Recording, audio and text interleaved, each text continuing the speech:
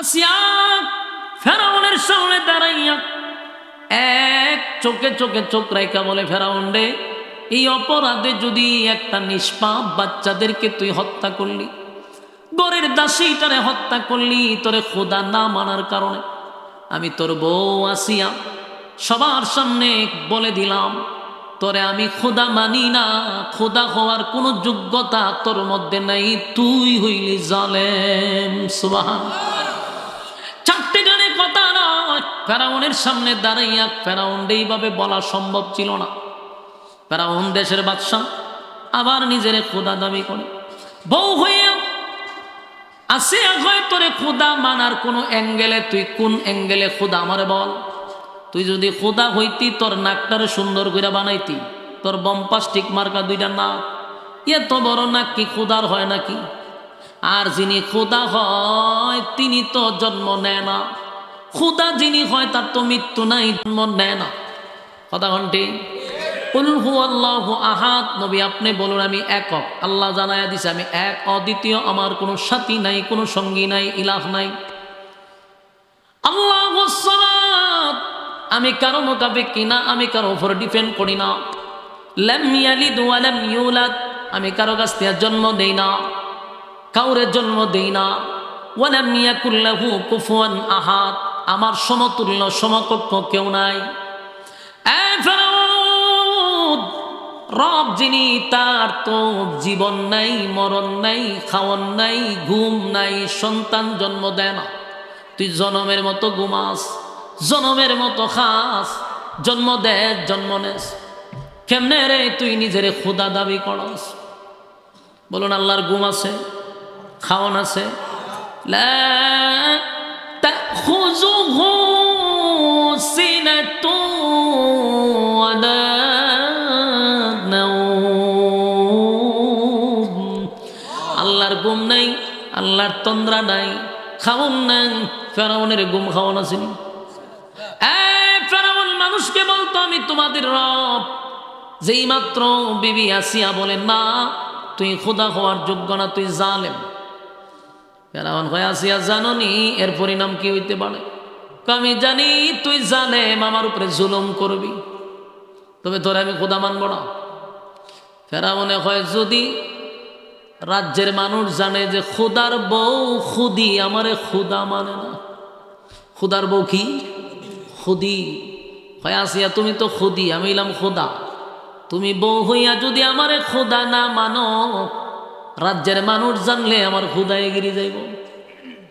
বহুত বোঝাইছে, কিন্তু আসিয়া কয় না আমি একত্ববাদী খোদার উপরে ঈমান আনছি, মূসা আলাইহিস সালাতু ওয়াস সালামের উপরে ঈমান আনছি, সুতরাং তোরে আমি খোদা মানতে পারি না, তুই জানেন। ফেরাউনের একটা সাইমসা ছিল, প্রত্যেকটা নেতার কি থাকে? হ্যাঁ কথা হয় না, নেতারা কিন্তু এতটা খারাপ থাকে না যতটা খারাপ থাকে সাইমসাগুলা, ঠিক না বেটি? প্রত্যেকটা নেতার সঙ্গে যতগুলা সাইমসা থাকে অধিকাংশ থাকে নাম্বার ওয়ান বদমাস, যারা মানুষের উপরে জুলুম করে, নির্যাতন করে, ডাকাতি করে, চুরি করে, চাঁদাবাজি করে, টেন্ডারবাজি করে, এগুলা বেশিরভাগ সাইমসা। নেতা কিন্তু এতটা না খারাপ না, কিন্তু সাইমসাগুলির নেতাটিরে অবস্থা খারাপ করে দেয়। টিকিট আগের থেকে ফেরাউনের সাথে একটা সাইমসা ছিল, নাম হইল হামান। একদিকে তার বন্ধু, একদিকে এর সাইমসা, সব পরামর্শ হামান থেকে নিত। দৌড়াইয়া গেছে হামানের কাছে গিয়ে, দুস্থ লক্ষণ খুব খারাপ। বলে কি? বলে আরে বেটা আমার খুদি আমারে খুদা মানে না, যদি রাজ্যের বাইরে যায় খবর তো 12টা বাজে যাবো গা, তুই আমার বন্ধু, বল আমি কি করতে পারি এখন। দেখেন হেটা কেমন সাইমসা, এর বুদ্ধি দিছে। দুস্থ টেনশনের কোনো কারণ নাই, যেহেতু সে তোরে খুদা মানে এটা মারাত্মক অপরাধ, তাহলে তুমি খাদিজারে চরম পর্যায়ের একটা শাস্তি দিতে হবে, শাস্তি দিলে পরে ভয়ে তোমাকে খোদা মানতে বাধ্য হবে। ফেরাউনের জিজ্ঞাসা দুস্থ শাস্তিটা কি? আসিয়া সবচেয়ে বেশি ভয় পায় তার ইজ্জতের, তুমি তার ইজ্জত নষ্ট করে দাও, মানুষের সামনে তার উলঙ্গ করে দাও, নাউযুবিল্লাহ।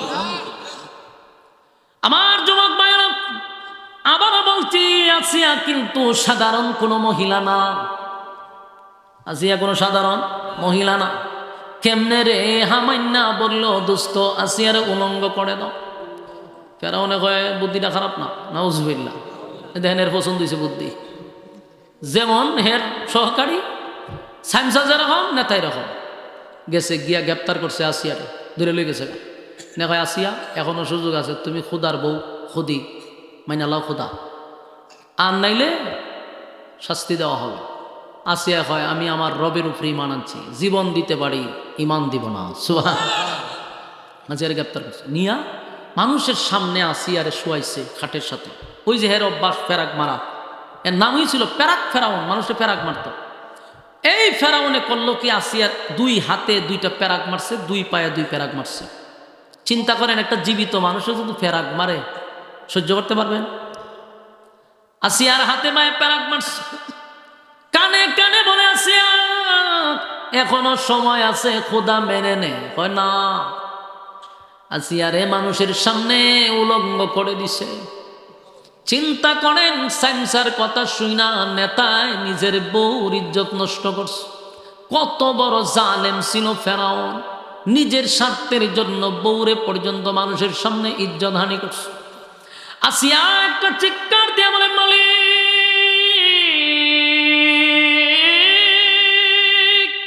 ইমানের জন্য, ইমানের জন্য, ইমানের জন্য আজকে আমার এই মানুষের সামনে আল্লাহ আমার সবচেয়ে বড় নিয়ামত ইজ্জতটা লুঠায়া নিল, ইজ্জত চিনায়া নিল, মানুষের সামনে আমারে উলঙ্গ করে দিছে। আল্লাহ, বরদাস্ত আমি করতে পারলাম না। আল্লাহ, ইমানের আমার ইজ্জতের বিনিময়েও আপনি আমারে ইমানের উপরে অটল রাখেন। সুবহানাল্লাহ।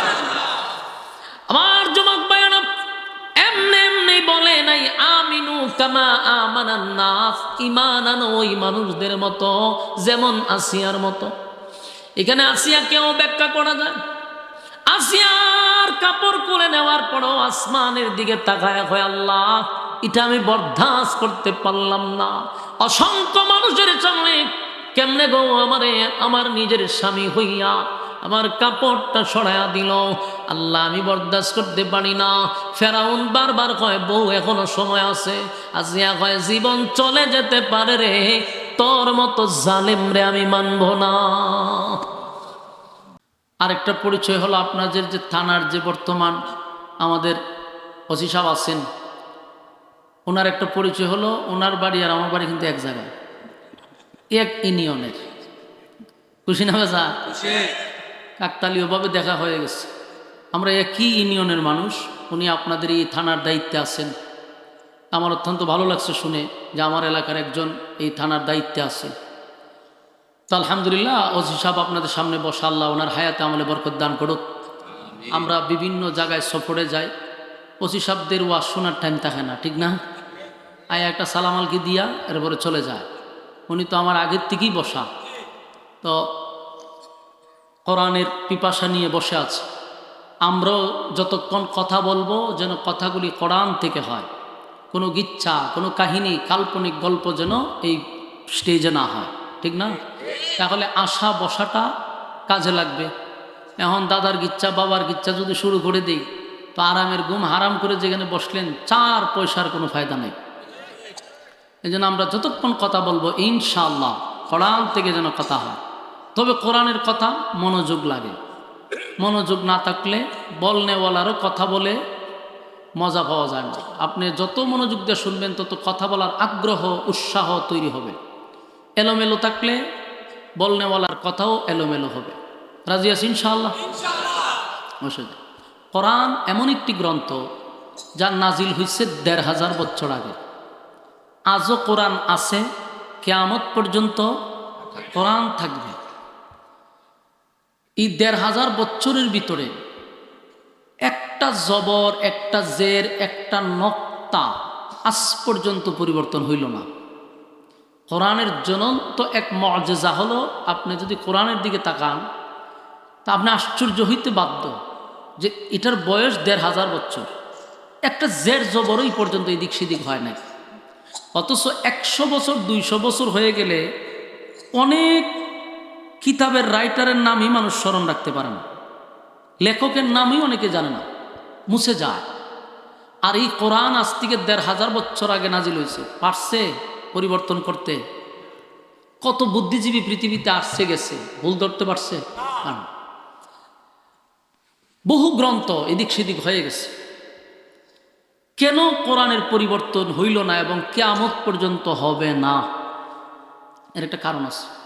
কারণ কোরআনটা কোনো মানুষের হাতে আল্লাহ দেয় নাই।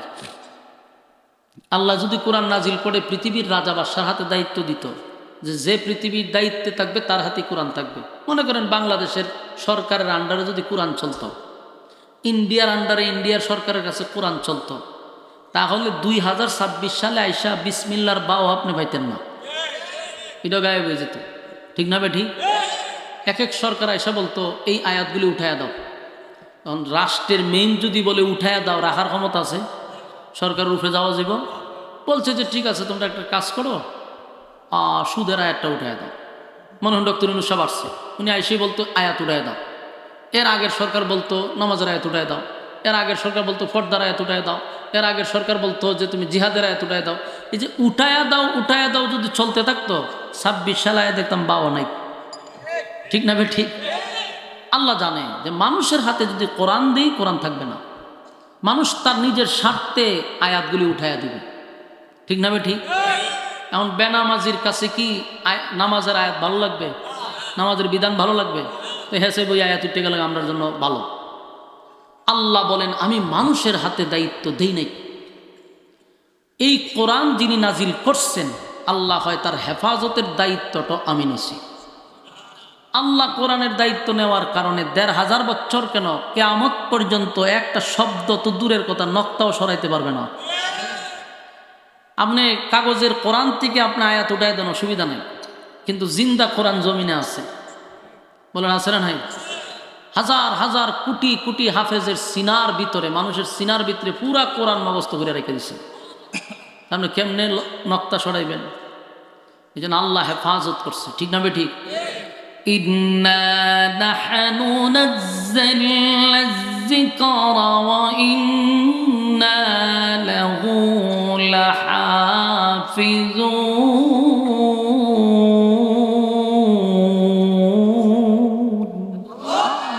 আল্লাহ বলেন নাজিল করছি আমি, হেফাজতের দায়িত্ব নিছি আমি। সুবহানাল্লাহ।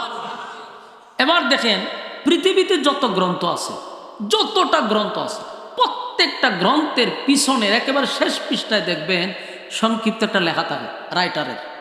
লেখে যে এই গ্রন্থটি লিখতে আমার ভুল হতে পারে, ধরিয়ে দিবেন, পরবর্তীতে আমি সংশোধন করার চেষ্টা করব। আর এখন দেখছি নাম্বার দিয়ে দেয়। তার মানে লেখক সে দুর্বল, সে জানে তার ভুল হইতে পারে, স্বীকার করছে। শুধু পৃথিবীতে একটা গ্রন্থ আছে যে রাইটার হেডলাইনে লিখে দিছে ভুল নাই। আপনার এলাকা সুবহানাল্লাহ আসেনি?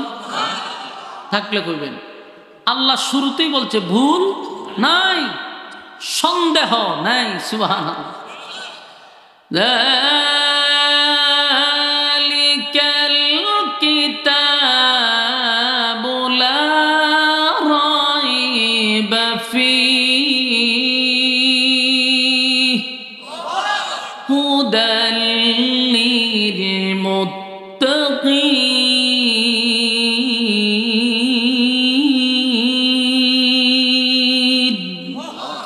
আল্লাহ বলেন এই কোরআনে ভুল তো নাই, কেউ যদি সন্দেহ করে তার ঈমান চলে যাবে। ভুলও নাই, সন্দেহ নাই। তাহলে সেই কোরআন থেকে যখন কথা বলা হবে, আপনি নিঃসন্দেহে কথাগুলি শ্রবণ করবেন। রাজি আছেন ইনশাআল্লাহ? আমি আপনাদের সামনে সূরা কাহফের একেবারে শেষ অংশটুকু তেলাওয়াত করছি। এই আয়াতগুলিতে আল্লাহ আমাদেরকে সুসংবাদ দিছে এবং শর্ত দিছে। বলুন প্রথম কি? সুসংবাদ এবং শর্ত। দুইটা শর্তের পরে একটা সুসংবাদ। আসুন আমরা আগে সুসংবাদটা শুনি। আল্লাহ বলেন কানাত লাহুম জান্নাতুল ফিরদাউসি নুজুলা। আল্লাহ বলেন 8টা জান্নাত আছে। এর মধ্যে ভিআইপি যে জান্নাত, এই জান্নাতটা আল্লাহ আমাদেরকে ওই জান্নাতের ভিতরে ঢুকাইয়া মেহমান বানাবে। বলুন সাধারণ জান্নাতের কথা কইছে না ভিআইপি? সর্বোচ্চ ভিআইপি জান্নাতের মেহমান আমাদেরকে বানাবে। এটা আল্লাহর ওয়াদা। তবে এই যে এত দামি জান্নাতটা আমাদেরকে দিবে, এই জন্য আমাদেরকে দুইটা শর্ত দিছে। ইন্নাল্লাযীনা আমানু ওয়া আমিলুস সালিহাত, এক নাম্বার শর্ত হলো তোমরা ইমানদার হতে হবে। বলুন এক নম্বর শর্ত কি? ইমান। দুই নম্বর হলো ওয়া আমিলুস সালিহাত, তোমরা নেক আমল করতে হবে। তাহলে ইমান এবং নেক আমল, বলুন ইমান নেক আমল, এই দুই জিনিসের বিনিময়ে আল্লাহ আমাদেরকে ভিআইপি জান্নাত দান করবে। তাহলে আমরা এখানে যারা আসছি সবাই বুঝতে পারলাম যে জান্নাতে ঢুকতে গেলে প্রথম নাম্বার যে শর্ত হলো ইমান, এরপরে নেক আমল। আপনারা ভাষা বুঝুননি? হ্যাঁ না কইেন, একবারে চোখ থাকলে আমি তো চিন্তার থাকি। তাহলে প্রথম হলো ইমান, এর ফল হইল নেক আমল। এখন এই ওয়াজ শোনার পর আপনারা সবাই হবেন মাশাআল্লাহ আমরা দুনো শর্তই মানছি, কারণ এখানে যারা বসছে সব ইমানদার, ঠিক না? আর সবাই তো নেক আমল করে। তাহলে এখন শুধু জান্নাতে ঢুকবার আপনারা বাকি, কারণ ইমানও আপনারা আছে, নেক আমলও আছে, তো জান্নাতে ঢুকে যেতেন গা, ঠিক না? জান্নাতিটা এত সহজ যেটা আমরা শ্বশুর বাড়ি চাইলেই আমরা পাবো। বিষয়টা কিরকম? আমরা সকলের দাবি ইমানদার, এখানে কেউ নিজের বেঈমান বলবে না। সকলের দাবি, আমি বক্তারও দাবি ইমানদার, শ্রোতারও দাবি ইমানদার। এখন আসুন, আমি ইমানদার যে দাবি করলাম, এই দাবিয়ে কি জান্নাত পাওয়া সম্ভব? না ইমানের পরীক্ষা আছে? হ্যাঁ। এখন আসুন, আপনার এই সানপুর গ্রামের মধ্যে এমন বেনামাজি আছে না যে জুমার নামাজও পড়ে না, ঈদের নামাজও পড়ে না? আসেনি? আমার এলাকায় বহু মানুষ আছে, আমি নিজে দেখছি ঈদের নামাজও পড়ে না। তাহলে এমন একটা বেনামাজিরা আপনি জিগায়েন যে রে এক ওয়াক্ত নামাজ তো ফরজ না, তাও আবার ঈদের নামাজও না, বলতো দেখি তোর ইমান আসেনি। এই লোকটা দেখবেন বুক তাফা দেয়া হইব, নামাজ না পড়লে কি দিচ্ছে আমার ইমান আছে। আপনার থেকে আরো ফিকাপ বাড়াইয়া হইব, ঠিক না বেটি? লাড়া দেওয়া হয় ইমান আছে। তাহলে এই নমাজ নাই, এরপরে হে দাবি করে আমার ইমান আছে। আপনার এলাকাতে সুদ করে আসেনি? সুদ করে জায়গায় বলে রে তুই তো সুদ খাস, তুই বস্তবর এক সুদকুর, তো তোর ইমান আসেনি? হ্যাঁ কইব যে সুদ খেলে কি দিছে আমার ইমান টিকি আছে। বাস্তব না বাস্তব? এরকম যত সেক্টরের যত অপরাধী আছে, জানাকুর খন, বেফরদাওয়ালা খন, যত গুণাগার আছে, সবাই নিজেরে ইমানদারি দাবি করে, নিজেরে কেউ বেঈমান দাবি করে না। তাহলে বলুন দাবির বেলায় তো সবাই ইমানদার, ঠিক না? কিন্তু এই দাবি দিয়া তো আর জান্নাতুল ফিরদাউস পাওয়া যাবে না। এখন প্রশ্ন হলো তাহলে হুজুর এরা দাবি করে কেন? ঠিক না বেটি? বেনামাজি সেও নিজের ইমানদার দাবি করে কেন? বেফরদাওয়ালা নিজের ইমানদার দাবি করে কেন? সুদকুর, ঘুষকুর, বেনামাজি, বেফরদাওয়ালা কেন নিজের ইমানদার দাবি করে? হ্যাঁ বালা করে জানে আমি দাবি করছি, বাপের বেড়া হইলে আমার ইমান যে নাই তুই প্রমাণ কর, ঠিক না বেটি? কারণ ইমান মাফার কোনো থার্মোমিটার নাই, ঠিক না? জ্বর মাফার থার্মোমিটার আছে। যেমন আমরার যদি জ্বর উঠে তো বগলের নিচে একটা থার্মোমিটার ঢুকায় দেয়, এটা কিতা কই না আপনারা? এটা ঢুকায় কোনো না, বগলের নিচে কতক্ষণ রাখে, তারপরে টান দেওয়া বাইরে করে হয় আপনার জ্বর 104, 103, মানে থার্মোমিটার দিয়ে ধরা পড়ছে জ্বরের পয়েন্ট। জ্বর দেখা যায় না, ছোঁয়া যায় না, কিন্তু এটা পয়েন্ট উঠে। আল্লাহ যদি ইমান মাফার খালি থার্মোমিটার দিত, তাহলে আমি বক্তা ডাইরেক্ট স্টেজে উঠতে পারলাম না। আগে আমার রুমও নিত, নিয়ে হয়তো হুজুর মাশাআল্লাহ আইছেন ভালো হয়েছে, পাঞ্জাবিটা খুলেন হুজুর, আপনি বগলের নিচে একটু আলগি দেন, আমরা একটু চেক করে নিই, ঠিক না বেশি? আগে আমার বগলের নিচে একটা ডান্ডি ঢুকাই দিত, দিয়া কতক্ষণ দাঁড় করায় আর একটা ঠান্ডা বাইর করতো। বাইর করে যদি দেখতো যে না পয়েন্ট ঠিক আছে, আর যদি দেখতো লাল বাতি চলে, বলে হুজুর নৌকা দিয়ে তো বাইর করে দিছিলাম, অন্য নৌকা লাগতো না, আপনি যে কেমনে যাবেন যান, ইজ্জত লইয়া যান, ঠিক না বেটি? কারণ আপনি যাইছেন ওয়াজ করতেন, আপনি ইমান তো লাল বাতি, আমরা আপনার ওয়াজ শুনতাম না, ঠিক না? ফিরসাব যদি তো মুরিদ করবার লাগে, হয়তো ফিরসাব মুরিদ মুফরে আগে ইমান মাইপা লই, ফিরসাবের বগলের নিচে আপনি ঢুকাই দিতেন, দিয়া ঠান্ডা বাইর করে দেখতেন লাল বাতি চলে, এই ফিরসাবের কাছে কেউ মুড়ি দিব? তাহলে প্রত্যেকটা সেক্টরে, যেমন আমাদের দেশে অনেক নেতারা আছে, তারা বলে তাদের চরিত্র নাকি ফুলের চেয়েও পবিত্র। এ তো আল্লাহর ওলি যে ফুলের চেয়েও তার চরিত্র আরো বেশি পবিত্র। তো তখন মানুষ এইটা খেয়াল করতো না, যখন আগ তুলতো তখন এখানে ঢুকাই দিত থার্মোমিটার, ঢুকাইয়া নেতার ইমান মাইপা দেখতো লাল বাতি চলে, ঠিক না বেটি? তো আল্লাহ ইমান মাফার থার্মোমিটার পাঠায় নাই, এই জন্য সবাই জুড়ে সরে এখন আলহামদুলিল্লাহ। আলহামদুলিল্লাহ। এটা আল্লাহ আমাদের প্রতি যে কি দয়া আর মায়া করছে, আমাদেরকে স্নেহের চাদর দিয়ে আল্লাহ ঘুরে রাখছে। হ্যাঁ বন্দা, যদি থার্মোমিটার বাড়ি করতাম, তা খাম কু খাম, দিনের খাম রাত্রের খাম সব কাম বাড়ি করে দিতাম, কিন্তু এত গুনাহ করার পরেও আল্লাহ আমাদেরকে ঘুরে রাখছে যে তোর আখাম কুখাম আমি কেউ প্রকাশ করছি না। সুতরাং নিজের থেকে শুধরায়া যাও, ঠিক না বেঠি? সম্মানিত সুধী, তাহলে এতক্ষণের আলোচনায় কি বুঝলাম? শুধু স্লোগান মুখে দিলে চলবে না যে আমি ইমানদার। ইমানদার হইতে গেলে অবশ্যই ইমানের পরীক্ষা আছে। ইমানের পরীক্ষা ছাড়া কাউকে আল্লাহ জান্নাত দিবে না। আর ইমান আনছি বললে চলবে না, ইমান আনতে হবে তাদের মতো। তারা কারা? এটা আমার কথা না, কোরআনে বলছে আমিনু কামা আমানান নাস। আল্লাহ হয় ইমান আনো ওই মানুষদের মতো। এখানে ওই মানুষ বলতে কাদেরকে বোঝাইছে? তাফসীর কারকরা বলেন আমিনু কামা আমানান নাসের ব্যাখ্যা আব্দুল্লাহ বিন তামের হতে পারে, আমিনু কামা আমানান নাসের ব্যাখ্যা ফেরাউনের বউ আসিয়া হতে পারে, আমিনু কামা আমানান নাসের ব্যাখ্যা সাহাবায়ে কেরাম হতে পারে। কারণ প্রত্যেকেই ইমানের পরীক্ষায় ফার্স্ট ডিভিশনে ফার্স্ট কইরা জান্নাত পাইছে। আল্লাহ কি কইছে? আমরার মতো ইমান আনো না, কইছে তাদের মতো। তারা কারা? সাহাবায়ে কেরাম। কারণ তারা ইমানের পরীক্ষা দিচ্ছে।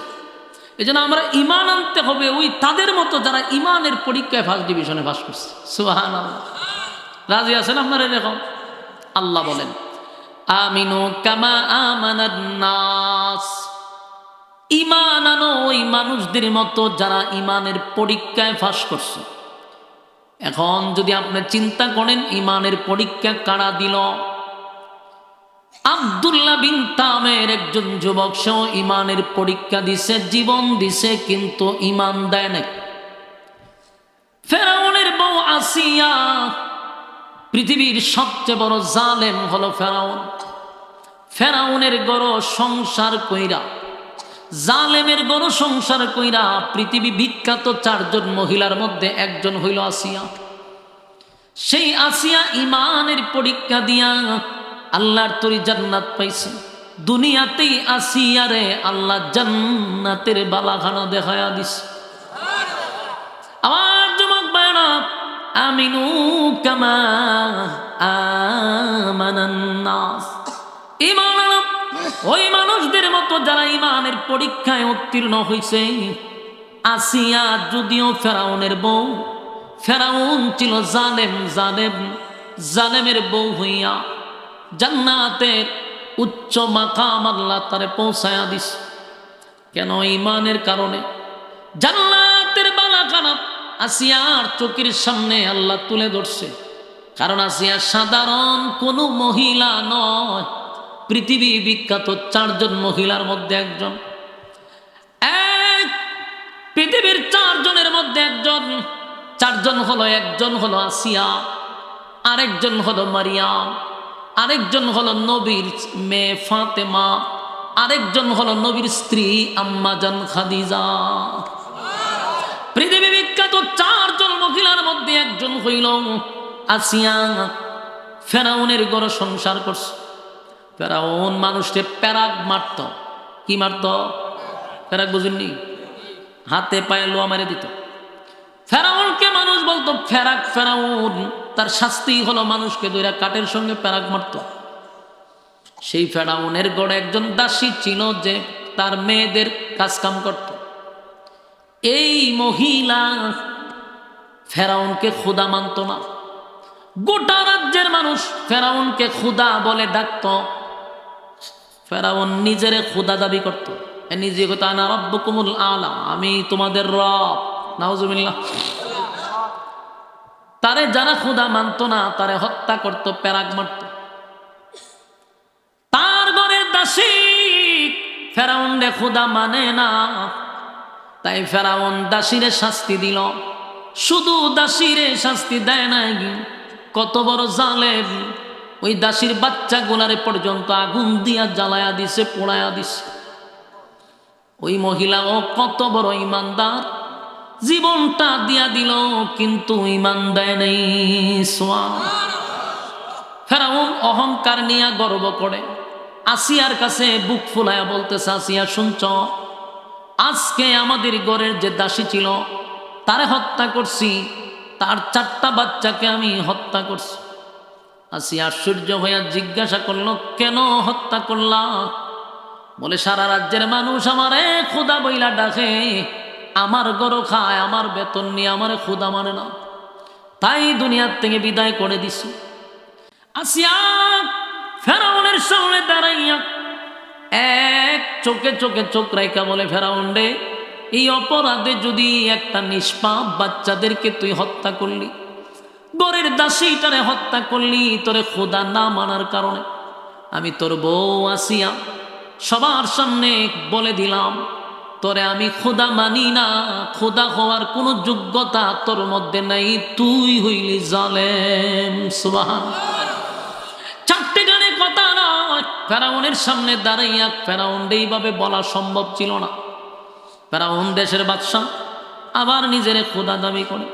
বউ হইয়া আসিয়া হয়, তোরে খোদা মানার কোন অ্যাঙ্গেলে, তুই কোন অ্যাঙ্গেলে খোদা আমারে বল।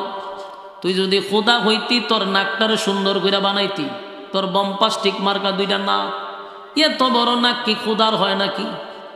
আর যিনি খোদা হয় তিনি তো জন্ম নেয় না, খোদা যিনি হয় তার তো মৃত্যু নাই, জন্ম নেয় না। কথা ঘন্টি কুল হুয়াল্লাহু আহাদ, নবী আপনি বলুন আমি একক। আল্লাহ জানায়া দিছে আমি এক, অদ্বিতীয়, আমার কোনো সাথী নাই, কোনো সঙ্গী নাই, ইলাহ নাই। আল্লাহুস সামাদ, আমি কারো মোকাবেক কিনা, আমি কারো উপর ডিপেন্ড করি না। লাম ইয়ালিদ ওয়া লাম ইউলাদ, আমি কারো কাছ থেকে জন্ম দেই না, কাউরে জন্ম দেই না। ওয়া লাম ইয়াকুল লাহু কুফুয়ান আহাদ, আমার সমতুল্য সমকক্ষ কেউ নাই। রব যিনি, তার তো জীবন নাই, মরণ নাই, খাওয়ান নাই, ঘুম নাই, সন্তান জন্ম দেয় না। তুই জনমের মতো ঘুমাস, জনমের মতো খাস, জন্ম দে, জন্ম নেস, কেমনে রে তুই নিজের খোদা দাবি করস? বলুন আল্লাহর ঘুম আছে, খাওয়ান আছে। লা তাখুযুহু সিনাতুন ওয়ালা নাওম, আল্লাহর ঘুম নাই, আল্লাহর তন্দ্রা নাই, খাওয়ান নাই। ফেরাউনের ঘুম খাওয়ান আছে। ফেরাউন মানুষকে বলতো আমি তোমাদের রব, যেই মাত্র বিবি আসিয়া বলেন না তুই খোদা হওয়ার যোগ্য না, তুই জালেম। ফেরাউন হয়, আসিয়া জাননি এর পরিণাম কি হইতে পারে? আমি জানি তুই জালেম, আমার উপরে জুলুম করবি, তবে তোরে আমি খোদা মানব না। ফেরাউনে হয়, যদি রাজ্যের মানুষ জানে যে খোদার বউ খুদি আমারে খোদা মানে না। খুদার বউ কি? খুদি। হয় আসিয়া তুমি তো খুদি, আমি এলাম খোদা, তুমি বউ হইয়া যদি আমারে খোদা না মানো, রাজ্যের মানুষ জানলে আমার খোদায় গিরি যাইব।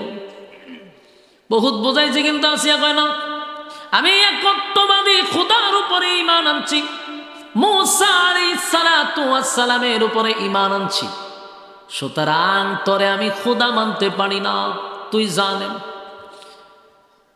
ফেরাউনের একটা সাইমসা ছিল, প্রত্যেকটা নেতার কি থাকে? হ্যাঁ, কথা হয় না। নেতারা কিন্তু এতটা খারাপ থাকে না যতটা খারাপ থাকে সাইমসাগুলা, ঠিক না বেটি? প্রত্যেকটা নেতার সঙ্গে যতগুলা সাইমসা থাকে অধিকাংশ থাকে নাম্বার 1 বদমাস, যারা মানুষের উপরে জুলুম করে, নির্যাতন করে, ডাকাতি করে, চুরি করে, চাঁদাবাজি করে, টেন্ডারবাজি করে, এগুলা বেশিরভাগ সাইমসা। নেতা কিন্তু এতটা না খারাপ না, কিন্তু সাইমসাগুলি নেতাটিরে অবস্থা খারাপ করে দেয়। টিকিট আগের থেকে ফেরাউনের সাথে একটা সাইমসা ছিল, নাম হইল হামান। একদিকে তার বন্ধু, একদিকে এর সাইমসা, সব পরামর্শ হামান থেকে নিত। দৌড়াইয়া গেছে হামানের কাছে গিয়ে, আমার দুস্থ লক্ষণ খুব খারাপ। বলে কি? বলে আরে বেটা, আমার খুদি আমারে খুদা মানে না, যদি রাজ্যের বাইরে যায় খবর তো 12টা বাজে যাবো গা, তুই আমার বন্ধু, বল আমি কি করতে পারি এখন। দেখেন হেটা কেমন সাইমসা, এর বুদ্ধি দিছে। দোস্ত টেনশনের কোনো কারণ নাই, যেহেতু সে তোরে খোদা মানে এটা মারাত্মক অপরাধ, তাহলে তুমি খাদিজারে চরম পর্যায়ের একটা শাস্তি দিতে হবে, শাস্তি দিলে পরে ভয়ে তোমাকে খোদা মানতে বাধ্য হবে। ফেরাউনের জিজ্ঞাসা, দোস্ত শাস্তিটা কি? আসিয়া সবচেয়ে বেশি ভয় পায় তার ইজ্জতের, তুমি তার ইজ্জত নষ্ট করে দাও, মানুষের সামনে তার উলঙ্গ করে দাও। নাউযুবিল্লাহ। আমার যুবক ভাইরা, আবারও বলছি, আসিয়া কিন্তু সাধারণ কোনো মহিলা না। আসিয়া কোনো সাধারণ মহিলা না। কেমনে রে? হামান্না বলল, দোস্ত আসিয়ারে উলঙ্গ করে দাও। ফেরাউনে কয়, বুদ্ধিটা খারাপ না? নাউযুবিল্লাহ। দেখেন এর পছন্দ হয়েছে বুদ্ধি। যেমন হের সহকারী সাইমসা যেরকম, নেতা এরকম। গেছে গিয়া গ্রেপ্তার করছে আসিয়ারে, দূরে লই গেছে। না কয়, আসিয়া এখনো সুযোগ আছে, তুমি খুদার বউ, খুদি মাইনা লাও খুদা, আর নাইলে শাস্তি দেওয়া হবে। আসিয়া কয়, আমি আমার রবের উপরে ইমান আনছি, জীবন দিতে পারি, ইমান দিব না। সুবহানাল্লাহ। আসিয়ারে গ্রেপ্তার করছে, নিয়া মানুষের সামনে আসিয়ারে শোয়াইছে খাটের সাথে। ওই যে হের অভ্যাস ফেরাক মারা, এর নাম হয়েছিল পেরাক ফেরাউন, মানুষের পেরাক মারত। এই ফেরাউনে করলো কি, আসিয়ার 2 হাতে 2টা পেরাক মারছে, 2 পায়ে 2 পেরাক মারছে। চিন্তা করেন, একটা জীবিত মানুষের যদি পেরাক মারে সহ্য করতে পারবেন? আসিয়ার হাতে পায়ে পেরাক মারছে। কানে কানে বলে, আসিয়া এখনো সময় আছে, খোদা মেনে নে। হয় না, আসিয়ারে মানুষের সামনে উলঙ্গ করে দিছে। চিন্তা করেন, সাইন্সার কথা শুনা নেতায় নিজের বউর ইজ্জত নষ্ট করছে। কত বড় জালেম ছিল ফেরাউন। নিজের স্বার্থের জন্য বউরে পর্যন্ত মানুষের সামনে ইজ্জত হানি করছে। আসিয়া একটা চিৎকার দিয়ে বলে, মালিক,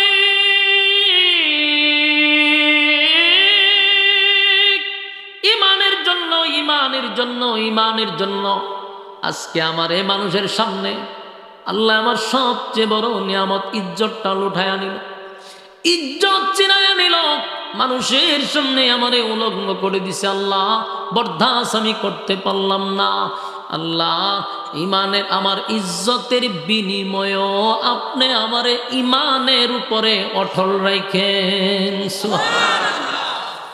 আমার যুবক ভাইরা, এমনি এমনি বলে নাই আমিনু কামা আমানান নাস, ঈমান আনো ওই মানুষদের মতো যেমন আসিয়ার মতো। এখানে আসিয়াকেও ব্যাখ্যা করা যায়। আসিয়ার কাপড় খুলে নেওয়ার পরও আসমানের দিকে তাকায় হয়, আল্লাহ, এটা আমি বরদাস্ত করতে পারলাম না। অসংখ্য মানুষের সামনে কেমনে গো আমারে, আমার নিজের স্বামী হইয়া আমার কাপড়টা সরাইয়া দিল। আল্লাহ, আমি বরদাস্ত করতে পারি না। ফেরাউন বারবার কয়, বউ এখনো সময় আছে। আসিয়া কয়, জীবন চলে যেতে পারে রে, তোর মতো জালেম রে আমি মানব না। ইমানের পরীক্ষা, আসিয়া ইমানের পরীক্ষায় ফাঁস। এবার ফেরাউন দৌড়াইয়া হামানের কাছে গিয়া কয়, দোস্ত রে, পেরাক মারলাম, কাপড় সরাইয়া দিলাম, আসিয়া আমারে খোদা মানে না। কয়, দোস্ত শরীরের চামড়া তুলে ফেল। আসিয়ার শরীরের চামড়াগুলি যখন তোলা হচ্ছিল, জীবন্ত একটা মানুষের শরীর থেকে যদি চামড়া তুলে দেওয়া হয় রে, এটা কি মেনে নেওয়া যায়? এটা কি সহ্য করা যায়? আমরার যে ইমান, আমরার এত মারা লাগে না। বালা করে একটা রং চা খাওয়াইলে আমরা ইমান বিক্রি করি, ঠিক না বেঠি? যে ইলেকশন হয়েছে, প্রত্যেক শাসটলে এক এক নেতা গিয়া রং চা খাওয়ায়। জিগায় বুট খারে দিবেন, কোনা বুট আপনারে দিব, রং চা খাওয়াইছেন আপনি। নেতা সালামালকে দিয়া গেছে গা, কিছুক্ষণ পরে আরেক নেতা দুধকে খাওয়াইছে দুধ চা, হয়তো বুট খারে দিবেন, সর্বনাশ, রং থেকে দুধ আইছেন, বুট তো আপনি ভাইবেন। নেতায় সালামালকে দিয়া গেছে গা, আরেক নেতায় মাঝখান খাওয়াইছে কফি। এখন প্রমোশন বাড়ছে না কমছে? না, বুট আপনার দেওয়ার লাগবো, যা চিন্তা করছিলাম, আপনার বাবিও আপনার বুট দিব, কারণ কফি খাই না, বছরের পর বছর খাওয়াইছিল। 3 নেতারে ওয়াদা মদা দিয়া খাইলো, চা, রং, দুধ সব খাইছে। বুটের আগের রাত্রে আবার 500 টাকা ধরে বিক্রি হয়ে গেছে গা। তাহলে এক বুট দিল কয়জন রে? এর ইমান আছে না গেছে? তাই আমরারে কি আর আগুনটা ফুরানি লাগবো, আর আমরা ফিডানি লাগবো নি? আমরা এমনি ইমান বিক্রি করি। আমার যুবক মায়েরা, ইমানের কিন্তু পরীক্ষা হয়, ইমানের কিন্তু পরীক্ষা হয়। আসিয়ার শরীরের চামড়াগুলি তুলে দেওয়া হচ্ছে। আসিয়া আসমানের দিকে তাকায় বলে, মালিক, এই যন্ত্রণা সহ্য করতে পারি না। আল্লাহ, আমার আপনার পাশে নিয়ে যান, আপনার পাশে আমার একটা ঘর বানায়া দেন। আল্লাহ, জালিমের জুলুম আর সহ্য করতে পারি না। আপনার পাশে আমারে নিয়ে যান। ফেরাউন দেখলো চামড়া তোলার পরও আসিয়া কালেমা ছাড়ে না। বড় একটা পাথর নিয়ে আসিয়ার মাথার সামনে দাঁড়াইছে। দাঁড়ায়া দেখে আসিয়া আসমানের দিকে তাকায়া মুস্কি মুস্কি হাসে, সুবহানাল্লাহ। ফেরাউন ডাক দেখে আসিয়া মরণাপন্ন মৃত্যুর দ্বার প্রান্তে দাঁড়ায়া সূত্রে আসিয়া এই জায়গায় তাইকা কি জবান দিয়া হাসি আসতে পারে? বল আসিয়া, কেন মুস্কি মুস্কি হাসস? এই কঠিন মুসিবতের সময় কারো জবান দিয়া হাসি আসে, কেন হাসলি ক? আসিয়া কয়, আমি যা দেখি ফেরাউন তুই তা দেখোস না। আমি আমার মালিকের কাছে দরখাস্ত করছিলাম, মালিক আপনার পাশে একটা ঘর বানায়া দেন, আপনার কাছে আমার নিয়ে যান। আমার আল্লাহ জান্নাতের বালাখানা আমার চোখের সামনে তুলে ধরছে। আমি জান্নাতের বালাখানা দেখি রে, নাজ নিয়ামত দেখা দুনিয়ার প্রতি আমার আর কোনো আকর্ষণ নাই, আনন্দে আমি আত্মহারা, এই জন্য আমি হাসতেছি। চিৎকার দিয়া কোন সুবহানাল্লাহ। আগে বলতে আছে কোনো সাধারণ মহিলা না, যেমন আল্লাহর নবীর স্ত্রী আম্মা জান খাদিজাকে আল্লাহ স্বয়ং দুনিয়ায় থাকতে সালাম দিছে, দুনিয়ায় থাকতে আল্লাহ সালাম দিছে। আর আম্মা জান খাদিজারে আল্লাহ দুনিয়ায় থাকতে সালাম দিছে, আর খাদিজারে আল্লাহ জান্নাতের বালাখানা দেখায়া দিছে। আসিয়া নির্যাতন সহ্য করতে না পেরে শাহাদাত বরণ করছে, শাহাদাত বরণ করছে, কিন্তু ফেরাউনের কাছে মাথা নত করে নাই, ঈমান বিক্রি করে নাই। এই জন্য আল্লাহ বলেন, আমিনু কামা আমানান নাস, ঈমান আনো রে ওই মানুষদের মতো যারা ঈমানের পরীক্ষায় উত্তীর্ণ হয়েছে। সুবহানাল্লাহ। আমরা যে দাবি করি ঈমানদার ঈমানদার ঈমানদার, সকালবেলা ঘর থেকে বাহির হই আমরা ঈমানটা লইয়া, বিকাল বেলা আমরা বেঈমান হইয়া ঘরে ফিরি। আমরা সামান্য জিনিসের জন্য ঈমান বিক্রি করি। আমার যুবক ভাইরা, আল্লাহ কিন্তু ওয়াদা করছে, আল্লাহ কিন্তু ওয়াদা করছে, কানাত লাহুম জান্নাতুল ফিরদাউসি নুজুলা, আমি তোমাদেরকে জান্নাত দিব রে, জান্নাত আমি তোমাদেরকে দিব। নরমাল কোন জান্নাতের কথা আল্লাহ বলে নাই। আল্লাহ কয় সর্বোচ্চ ভিআইপি জান্নাত, জান্নাতুল ফিরদাউস আমি তোমাদেরকে দিব। তবে শর্ত হলো ঈমান আর নেক আমল। বলুন, আমরা যেখানে বসছি দুনিয়ার কিছু পাওয়ার জন্য বসছেন? বয়ানের পরে বিরিয়ানি আছে, ভাড়া দিয়া দিব, নিঃস্বার্থে বসছেন। আমি জানি এখানে যে বসছেন দুনিয়ার কোনো কিছু পাওয়ার জন্য বসেন নাই, কারণ এখানে 100-200 কোটি টাকার মালিক কোনোদিন বসে না। এখানে তারাই বসে যারা পরকালে বিশ্বাসী, পরকালের সুখ শান্তির আশায় যারা থাকে, তারাই এই সমস্ত মজলিসে বসে থাকে। উদ্দেশ্য হলো আল্লাহ, দুনিয়ায় কিছু পাইলাম আর না পাইলাম, পরকালে তুমি একটু সুখ শান্তি দিও। সেই জান্নাতের আশায় মানুষ ঘর থেকে বাহির হয়ে আসে, জান্নাতের আশায় আরামের ঘুম হারাম করে একেবারে নরমাল বিছানায় মানুষগুলি বসে গেছে। কসম খোদার, ওয়াজ মাহফিল এই জায়গা যদি না হইতো, এই যতটুক মানুষ, যদিও মানুষ কম আর বেশি হোক যেমনই হয়েছে, এই মানুষগুলা যদি কোনো রাজনৈতিক মঞ্চে যেত এতটুকুই, তাহলে অন্তত 8-10 জন পুলিশ লাগতো এটিকে নিয়ন্ত্রণ করতে। বাস্তব না বাস্তব? চেয়ার দিলে দেখতেন চেয়ার বাইরে বাইরে ঘুরে ভেঙে লায়, নিয়ন্ত্রণ তাখানে আমাদের বিড়ি দৌড়ায়, আমাদের টানে, ঠিক না বেটি? এখানে অনেক বিড়ি যারা খায় এরা লোক আছে, অসংখ্য বিড়ি যারা টানেন, বিড়ি প্রেমিক আছে, বিড়ি খায় সব সময়, কিন্তু এখানে কেউ নিষেধও দিছে না, কোথাও লেখাও নাই, এরপরেও কেউ বিড়িতে মুখ লাগায় না, ঠিক না বেঠি? নিষেধ নাই, লেখা নাই, এরপরে কেউ সিগারেট ধরায় না, কেউ হাউমাউ করে না, চিল্লায় না। কসম খোদার, এই দিনই মজলিস ছাড়া এই অতটুক মানুষটা আপনি অন্য একটা মঞ্চে বসান, কাউ মাও চিল্লা চিল্লির কারণে বসা যায় না, পুলিশ দিয়েও নিয়ন্ত্রণ করা যায় না। কেন রে? এখানে কোথাও কোনো লেখাও নাই, বিধি নিষেধ নাই, প্রশাসন আপনাদেরকে হুমকিও দেয় নাই, এরপরও কেন তো নীরব? কারণ মানুষ দুনিয়ার স্বার্থে এখানে আসে নাই, পরকালের স্বার্থে আসছে। আমার যুবক ভাইরা, জান্নাত আল্লাহ দিবে, তবে আপনি আমার জান্নাতের প্রতি আকর্ষণ থাকতে হবে, জান্নাতের প্রতি লোভ থাকতে হবে। দুনিয়ার যে কোনো জিনিসের উপরে যদি আপনার লোভ চলে যায়, দেখবেন এটা না আসা পর্যন্ত, না আনা পর্যন্ত আপনার শান্তি নেই। ঠিক নেই?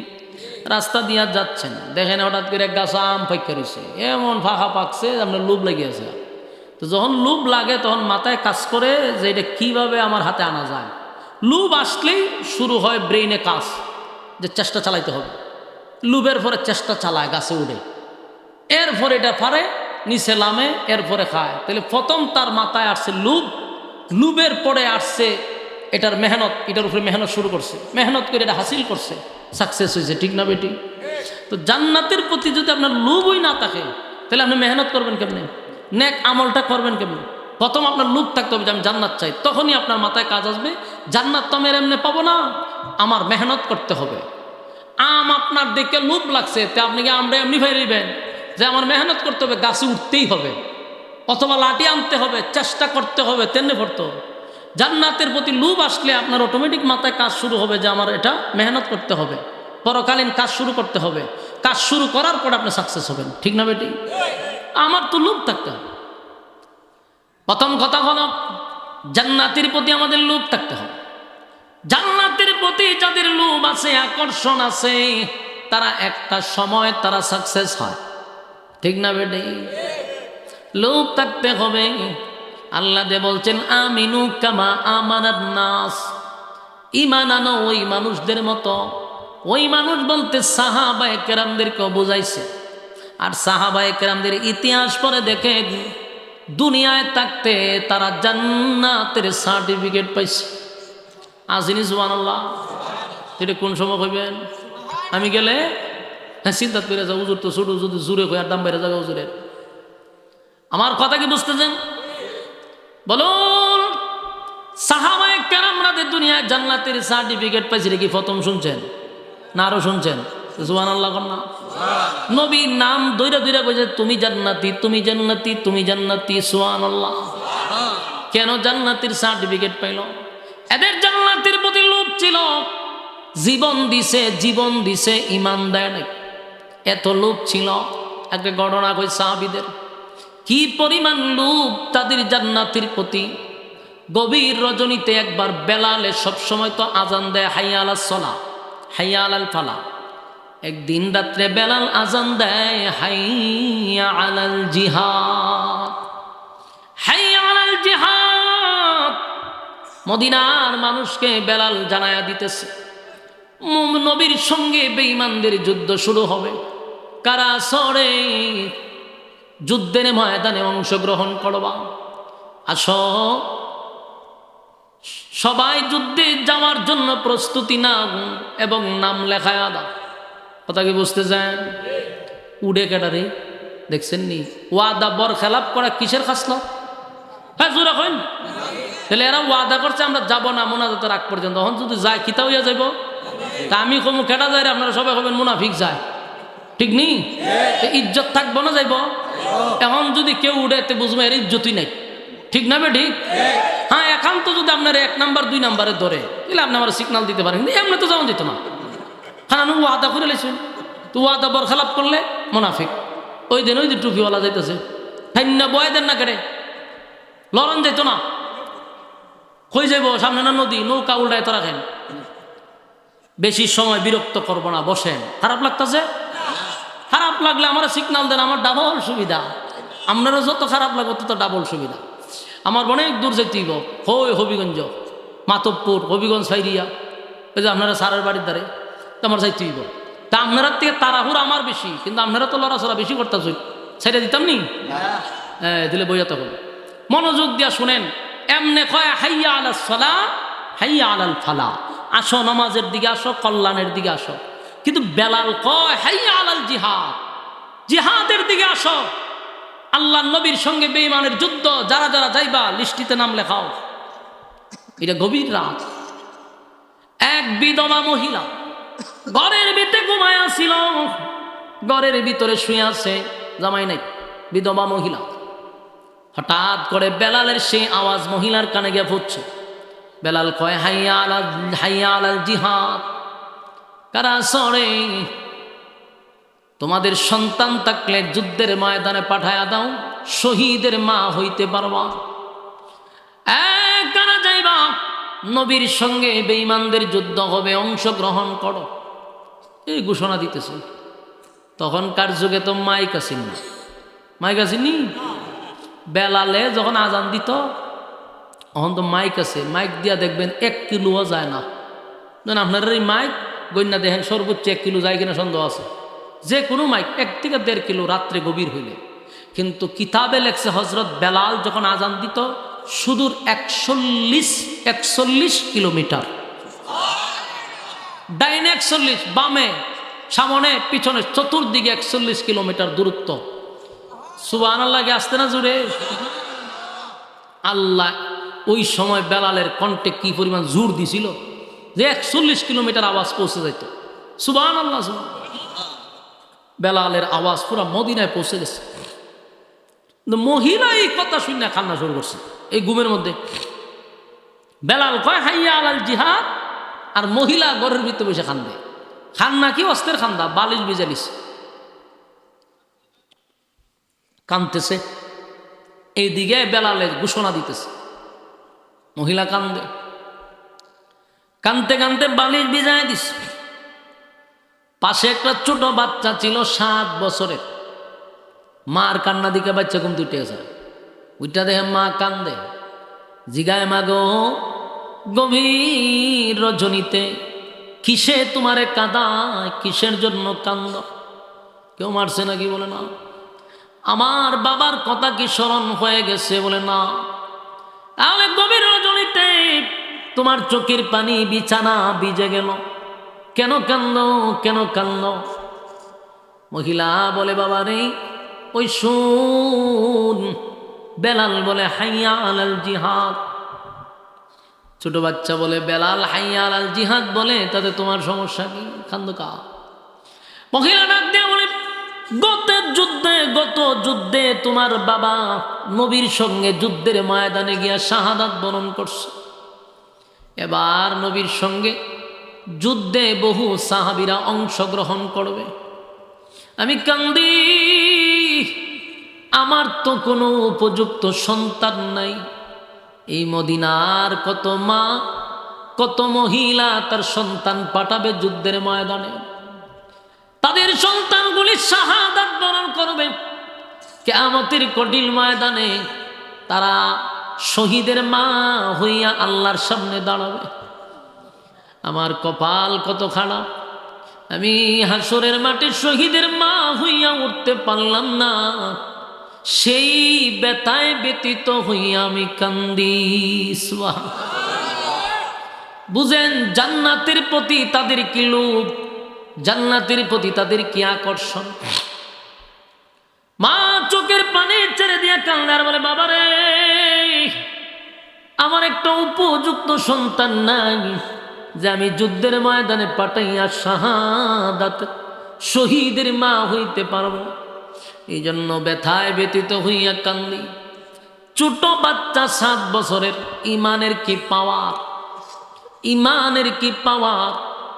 মার চোখের পানি মুছে দেয় আর বলে মা গো কান্দেন না, আপনার চোখের পানি মুছে কান্নার প্রয়োজন নাই। কেন কান্দেন? আমি আছি না, আমি শহীদ হইয়া আপনারে শহীদের মা বানায়া দিব। এত ছোট বাচ্চা নবীর সাহাবী, 7 বছর বয়স, বালেগ হয় নাই। মারে বুঝায় মা কান্দেন না, আমি শহীদ হইয়া আপনারে শহীদের মা বানায়া দিব। মা বলে বাবা রে ছোট বাচ্চা যুদ্ধের ময়দানে এলাও হয় না। বাচ্চাটা বলে মা গো আপনি আমারে লইয়া নবীর কাছে যাইবেন, আমি নবীর কাছে রিকোয়েস্ট করবো আমার জন্য যুদ্ধের ময়দানে পাঠায়। সকালবেলা ঘুম থেকে জাগ্রত হইয়া ফজরের পরে মা তার সন্তানকে নিয়ে মসজিদে নববীর মধ্যে গিয়ে দাঁড়ায় গেছে। গিয়া দেখে সাহাবায়ে কেরামরা সিরিয়াল লাগছে, যুদ্ধের ময়দানে যাওয়ার জন্য নাম লিস্টি করা হচ্ছে। এই মহিলা সাহাবীদের লাইনে দাঁড়ায় গেছে। সাহাবীরা বলে, মহিলা কিভাবে পুরুষের লাইনে ঢুকে গেল? গিয়া বলে, মাগো, এটা পুরুষের লাইন, মহিলাদের জন্য যুদ্ধের ময়দানে যাওয়ার কোনো সিস্টেম নেই। মহিলা এবং শিশুদেরকে যুদ্ধের ময়দানে অ্যালাউ করা হয় না। কেন আপনি এইখানে দাঁড়াইলেন? মহিলা কয়, আমি যাব না। এই যে আমার শরীর, আমার কুলে আমার ছোট বাচ্চাটারে নিয়ে আসছি, এই বাচ্চাটাকে আমি আমার নবীর সাথে দিতে চাই, যুদ্ধের ময়দানে যাবে, তার নাম লেখাইতে আসছে। সাহাবীরা কয়, আপনি নিজেও আসলেন, বাচ্চাটারে নিয়েও আসলেন। ছোট বাচ্চা যুদ্ধের ময়দানে এলাও হয় না, অনুমতি নাই। আর এত ছোট বাচ্চা কিসের জন্য আমরা যুদ্ধের ময়দানে নিব? চলে যান বাড়িতে, সময় হলে আবার হবে দেখা। মহিলা তো মানে না, যতই বোঝায় এই মহিলা বুঝে না, চেঁচামেচি শুরু করছে। নবীর কাল পর্যন্ত খবর পৌঁছে গেছে। আল্লাহর নবী বলেন, সাহাবীরা রে, কিসের আওয়াজ শোনা যায়? বলে, নবী গো, একটা মহিলা 7 বছরের বাচ্চা লইয়া যুদ্ধের ময়দানে যাওয়ার জন্য লাইনে দাঁড়ায় আছে। কত না বুঝাইলাম, মহিলা বুঝে না, শুনে না, মানে না। আল্লাহর নবী বলেন, মাগো, যুদ্ধের ময়দানে মহিলা শিশুদেরকে আমরা নেই না, আর আপনি এত ছোট বাচ্চা নিয়ে কেন আসলেন? মহিলা কান্দে আর হয়, নবী গো, গত যুদ্ধে আমার স্বামী আপনার সঙ্গে যুদ্ধের ময়দানে গেছিল, কিন্তু আমার স্বামী আপনার সঙ্গে গেছিল আর ফিরত আসে নাই, শাহাদাত বরণ করছে, কষ্ট নাই, আল্লাহর রাস্তায় চলে গেছে। কিন্তু গতকালকে রাত্রে বেলা ঘোষণা দিল, হাইয়া আলাল জিহাদ। মদিনার মহিলাদেরকে বলল, তোমাদের সন্তানদেরকে পাঠায়া দাও শহীদের মা হওয়ার জন্য। আগো নবীজি, আমার একটা উপযুক্ত সন্তান নেই, আমার যদি উপযুক্ত সন্তান থাকতো পাঠায়া দিতাম, কিন্তু আমার মনে বড় আশা, কিয়ামতের ময়দানে আমি যেন শহীদের মা হইয়া দাঁড়াইতে পারি। তাই আমার ছোট বাচ্চাটারে আপনার সামনে নিয়ে আসলাম। ওগো নবীজি, দেখেন না আমার বাচ্চাটারে কোনো কাজের জন্য নেওয়া যায় কিনা। আল্লাহর নবীর চোখ দিয়া পানি চলে আসছে। কত মায়ার, কত মহব্বত, জান্নাতের প্রতি তাদের কি পরিমাণ আকর্ষণ, জান্নাতের প্রতি তাদের কি পরিমাণ লোভ। আল্লাহর নবী বলেন, মাগো, এই বাচ্চার মাত্র 7 বছর, তরবারির চেয়েও ছেলেটা ছোট, আপনি তাকে নিয়ে যান, বেঁচে থাকলে আল্লাহর রাস্তায় যুদ্ধ করবে, অসুবিধা নাই, কিন্তু এখন তার বয়স হয় নাই। কোনোভাবেই যখন নবী বুঝাইলেন, মহিলা তো মানে না। এক পর্যায়ে বাচ্চাটা বলে, হুজুর, আমার একটু কথা বলার সুযোগ দেন। সাহাবায়ে কেরাম এই বাচ্চাকে কুলে নিয়া, মহিলারে নিয়া সামনের দিকে আগায় দিছে, চলে যান বাড়িতে, কথা বলতে দেন। এবার মা কানতে কানতে বাচ্চাটারা নিয়ে যখন বাড়ির দিকে রওনা দিছে, ছেলেটা ডাক দিয়ে বলে, মাগো, কোথায় লইয়া যাও আমারে, কোথায় লইয়া যাও? বলে, বাবা রে, দেখলি না নবী আমাদেরকে বলছে বয়স হয় নাই, সাহাবায়ে কেরামরাও না করলো, তোমার সময় হয় নাই, এই জন্য বাড়িতে চলে যাচ্ছে। ছেলেটা কয়, মাগো, আমি না গভীর রাত্রে তোমারে ওয়াদা দিছি শহীদের মা বানায়া দিব, তাহলে আমি যদি এখন বাড়িতে যাই, আমার ওয়াদা থাকলো কোথায়? ছেলেটা মার কোল থেকে গেলাই না, একটা দৌড় মাইয়া হাবিবে কিবরিয়ার সামনে গিয়া দাঁড়ায় কয়, হুজুর, আমি কথা বলবো। আল্লাহর নবী তারে জড়ায়া ধরে বলে, বাবা রে, চলে যাও বাড়িতে। বলে, হুজুর, আমারে কি কোনোভাবেই যুদ্ধে অংশগ্রহণ করার সুযোগ নেই? আল্লাহর নবী বলেন, এত ছোট বাচ্চা কিসের জন্য তুমি যাইবা? কোন কাজে তোমার লাগবো? যুদ্ধের ময়দান তো সেখানে খেলাধুলার জন্য কেউ যায় না। এই ছেলেটা তখন নবীরে বলল, নবী গো, আমার আম্মা যখন চুলার মধ্যে আগুন ধরায়, আমি আমার মার পাশে বসে থাকি, আমি দেখি কিভাবে চুলায় আগুন ধরায়। যখন চুলাতে আগুন ধরায়, তখন ছোট ছোট লাকড়িগুলো আগে ঢুকায়, বড় লাকড়ি ঢুকায় না, ছোট লাকড়িগুলা আগে ঢুকাইয়া চুলার আগুনটা যখন ধরে যায় তখন বড় বড় লাকড়িগুলা সেখানে ঢুকায়। আগে চুলার আগুন ধরাইতে হয় ছোট লাকড়ি দিয়া। আগে নবীজি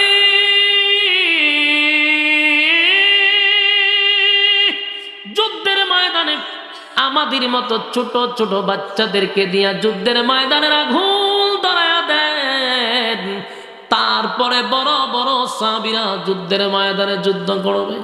চিৎকার দিয়া কোন সুবহান। আল্লাহর নবীর চোখের পানি ছেড়ে দিয়া এই বাচ্চাটারে চুমু দিয়া জড়ায়া ধইরা নবী কান্না শুরু করছে। এক পর্যায়ে ওই বাচ্চার মা ডাক দেয়া হয়, হুজুর আমি জানি আমার বাচ্চা দিয়া যুদ্ধের একটা কাজে আসতে পারে। এই কাজটা হলো, আপনি নবী যখন যুদ্ধের ময়দানে যাবেন, বেঈমানরা আপনাকে তীর মারবে, আপনাকে লক্ষ্য করে তীর মারতে থাকবে, ডান দিকে বাম দিকে চতুর্দিকে তীর মারবে। এখন নবীজি তীরগুলা আটকানোর জন্য একটা ঢালের প্রয়োজন, ঢাল দিয়ে আপনি তীর আটকাবেন। আমি মনে করি আমার ছেলেটারে যদি আপনি ঢাল বানায়া দিতেন, কোনো কাজে না লাগুক, ডান দিকে তীর মারলে আমার বাচ্চাটার এইভাবে ধরতেন, আমার বাচ্চার বুকটা ছিদ্র হয়ে যাক, কলিজা জাজরা হয়ে যাক, দুঃখ নাই। কিন্তু আপনি নবীর শরীরে একটা তীর লাগলে সহ্য করা যাবে না। আমার যুবক ভাইয়েরা, সাহাবীদের ইমান, সাহাবীদের ইমান। আল্লাহ বলেন আমিনু কামা আমানান নাস, ঈমান আনো, ঈমান আনো ওই মানুষদের মতো, ঈমান আনো ওই মানুষদের মতো যারা ঈমানের পরীক্ষায় উত্তীর্ণ হয়েছে, ঈমানের পরীক্ষায় ফার্স্ট ডিভিশনে পাস করছে। আমার যুবক ভাইরা, আমরা যে ঈমানদার দাবি করি, আমাদের ঈমান দিয়া জান্নাত পাওয়া সম্ভব না, ঈমান দিয়া জান্নাত পাওয়া সম্ভব না। কারণ আমরা স্লোগান দিয়া বলি ঈমানদার, ঈমানের পরীক্ষায় আমরা টিকব না। ঈমানের পরীক্ষায় যদি না টিকি, আল্লাহ কয় বান্দারে আমি তোরে বানাইছি জাহান্নামের আগুন দিয়া জ্বালানোর জন্য না, আমি বানাইছি জান্নাত দেওয়ার জন্য। তাই পৃথিবীতে যত মানুষ দুনিয়াতে আল্লাহ পাঠাইছে, ফেরাউন সহ, নমরুদ সহ, কারুন সহ, হামান সহ, সাজ্জাদ সহ, আবু জাহেল সহ, সবগুলা মানুষকে আল্লাহ বানাইয়া প্রতিটা মানুষের নামে নামে নামে নামে জান্নাত দিছে। কিন্তু সবাইকে আর জান্নাত পায়? বলুন, ফেরাউন জান্নাত পাবে, কিন্তু আল্লাহ ফেরাউনের নামেও জান্নাত রাখছিল। কেন পাইল না? কারণ দুনিয়া নামক জায়গায় পাঠাইছে পরীক্ষা দেওয়ার জন্য। পরীক্ষায় পাস করলে জান্নাত, ফেল করলে জাহান্নাম। আল্লাহ কয় তোরা যেন ফেল না করস, প্রশ্ন আগে আউট করে দিলাম। আমরা কলেজ ভার্সিটি মাদ্রাসায় যে সেক্টরে পড়ছেন, পরীক্ষার হলের ভিতরে ঢুকার পরে তারপরে প্রশ্নটা হাতে দেয়, এর আগে দেয় না। কারণ আগে জানলে তমনে ফাঁস, এই জন্য পড়ে দেয়। আল্লাহ হয় দুনিয়া নামক পরীক্ষার হলে পাঠাইবার আগে আমি আল্লাহ জানায়া দিছি পরীক্ষায় কি কি আসবে, যেন আমার বান্দা ফেল না করে। প্রশ্ন জানার পরেও বান্দা কেন রে পরীক্ষায় ফেল মারলি, কেন পরীক্ষায় ফেল মারলি, জান্নাত কেন হাসিল করতে পারলি না? বান্দা আমি তো তোর নামে জান্নাত রাখছিলাম, কিন্তু আমরা পরীক্ষায় ফেল মারলাম। পরীক্ষার হলে আসি, দুনিয়া হলো পরীক্ষার হল, পরীক্ষায় ফাঁস না করলে জান্নাত পাওয়া যাবে না। আমার যুবক ভাইরা, এই জান্নাতের এত দাম, আল্লাহ কয় দুইটা গুণে গুণান্বিত হইলে জান্নাত দিব। আর যার ভিতরে দুই গুণ আছে, এই লোকটা ফেরেশতাদের চেয়েও দামি। আল্লাহ কোরআনে বলছেন ওয়ালাকাদ কাররামনা বানি আদম, আদমের যে সম্মান আর মর্যাদা পৃথিবীর কোন সৃষ্টি জগৎকে আল্লাহ দেয় নাই রে। বলুন আদমের সম্মান কেমনে বাড়ল? শুধুমাত্র ঈমান আর নেক আমল থাকার কারণে আদমের সম্মান ফেরেশতাদের চেয়েও বেড়ে গেছে। আর আল্লাহ আরেক আয়াতে বলেন উলাইকা কাল আনআমি বাল হুম আদাল। আল্লাহ হয় চতুষ্পদ জানোয়ারের চেয়েও মানুষ নিকৃষ্ট। এক জায়গায় কইছে সৃষ্টির শ্রেষ্ঠ, আরেক জায়গায় বলছে কুত্তা বিলার চেয়ে নিকৃষ্ট। কেন বলল? যখন ইমান আর নেকামল থাকবে সৃষ্টির শ্রেষ্ঠ, ইমান নাই নেকামল নাই কুত্তা বিলার চেয়ে নিকৃষ্ট। কথা হয় না আমার যুবক ভাইরা? তাহলে আমরা সৃষ্টির শ্রেষ্ঠ হব কখন? যদি আমরার ভিতরে ইমান নেকামল তাই। কথা হয় না? আল্লাহ কয় বান্দারে ইমানের এত দাম, সৃষ্টির শ্রেষ্ঠ বানায়া দিস, অনর্থক তোদেরকে বানাই নাই। আফাহাসিবতুম আন্নামা খালাকনাকুম আবাসাও ওয়া আন্নাকুম ইলাইনা লা তুরজাউন। অনর্থক বানাই নাই। কেন বানাইলাম সেটাও আল্লাহ বলে দিছে, ওমা খালাকতুল জিন্না ওয়াল ইনসা ইল্লা লিয়াবুদুন। মানব দানব দুই জাতি বানাইছি শুধুমাত্র কেবলমাত্র গোলামি করার জন্য। এবার গোলামি যদি না করেন, এটাও আল্লাহ বইলা দিছে, ওয়ালাকাদ যারানা লিজাহান্নামা কাসীরাম মিনাল জিন্নি ওয়াল ইনস। বহু মানুষ এবং জিনকে আমি আগুন দিয়া জ্বালাবো আর পোড়াবো। লাহুম কুলুবুন লা ইয়াফকাহুনা বিহা ওয়া লাহুম আ'য়ুনুন লা ইউবসিরুনা বিহা ওয়া লাহুম আযানুন লা ইয়াসমাউনা বিহা। আল্লাহ কয় চক্ষু দিলাম দেখার জন্য, কান দিলাম শোনার জন্য, অন্তর দিলাম বোঝার জন্য। এত নিয়ামত পাওয়ার পরে যদি কাজে না লাগাস, উলাইকা কাল আনআম বাল হুম আদাল, চতুষ্পদ জানোয়ারের চেয়েও তোরা নিকৃষ্ট। ঠিক না বেটি? আমার যুবক ভাইরা, আপনারা কি বিরক্ত হইতেছেন? একটু দিলের কান লাগায় শুনেন। লম্বা সময় না, একটা জায়গায় গিয়ে তো টাইম দাঁড়াইব। কতক্ষণ? ঠিক না বেটি? আমার খেয়াল আছে। যুবক ভাইরা, আর কয়েক মিনিট শুধু যেই পয়েন্টটা নিয়ে আওয়াজ শুরু করছিলাম, আমাদের সাবজেক্টটা ছিল ইমান। বলুন সাবজেক্ট কি ছিল? ইমান নিয়ে শুরু করছি। ইমানের স্তর বোঝা দরকার আছে না নাই? এই যে আমরা মুখে মুখে মুখে মুখে দাবি করি ইমানদার, এই ইমান লইয়া কবরে যদি যাই, তাহলে ইন্না জাহান্নামা কানাত মিরসাদা। আল্লাহ কয় নিশ্চয় তোদের জন্য জাহান্নাম উত পেতে বসা, লিত্তাগিনা মাআবা, সীমা লঙ্ঘনকারী যারা তাদের জন্য জাহান্নাম। লাবিসিনা ফিহা আহকাবা, যুগের পর যুগ সেখানে অবস্থান করবি। লা ইয়াযুকুনা ফিহা বারদাও ওয়ালা শারাবা, সেখানে ঠান্ডা পানির কোনো ব্যবস্থা করা হবে না। যুগের পর যুগ পানির জন্য চিৎকার দিবে, আল্লাহ কয় পানির কোনো ব্যবস্থা হবে না। 1000 বছর বলবে শুধু মালিক পানি দাও, পানি দাও, পানি দাও, পানি দাও। আল্লাহ জবাব দেয় না। 1000 বছর পরে আল্লাহ বলবে ফেরেশতারা রে, নাফরমান আমার কাছে কি চায়? বলে আল্লাহ পানি চায়। আল্লাহ কয় দুনিয়াতে আমি মিষ্টি পানি দিলাম, দুনিয়াতে বান্দারে আমি ঠান্ডার সময় গরম পানি দিলাম, গরমের সময় ঠান্ডা পানি দিলাম, এতগুলো নিয়ামত দিলাম, আমার গোলামি করলো না। আমার দেওয়া নিয়ামত খাইয়া আমার নাফরমানি করলো, আমার দেওয়া নিয়ামত খাইয়া বান্দা আমার নাফরমানি করলো। দুনিয়াতে আমি বান্দারে হায়াত দিলাম, সময় দিলাম, আমারে ডাকলো না, আমারে ডাকলো না। বান্দা একবার যদি দুনিয়ায় ডাক দিতি, 70 বার আমি জবাব দিতাম। আমারে ডাক দিলি না, 70 বার জবাব দিতাম। আমারে ডাক দিলি না। বান্দারে এখন জাহান্নামে আইসা আমারে ডাকলে লাভ হবে না। 1000 বছর পর্যন্ত ডাকছে শুধু পানির জন্য। এরপর আল্লাহ কি কয়? ইল্লা হামিমা ওয়া গাসসাকা, দেখ নাফরমান রে পানি দে, পানি দে। নাফরমান যেহেতু পানি চাই দে, নাফরমান রে পানি দে। এমন পানি দিবে রে, ইল্লা হামিমা ওয়া গাসসাকা, যেই পানিটা হবে জাহান্নামের আগুনে পুরানো সেই রক্ত আপুজ বিষাক্ত পানি, জাহান্নামের আগুনে টকবক টকবক গরম পানি, এই জাহান্নামীদেরকে পান করানো হবে। জাহান্নামীরা জানবে না গরম না ঠান্ডা, কারণ 1000 বছরের পিপাসা।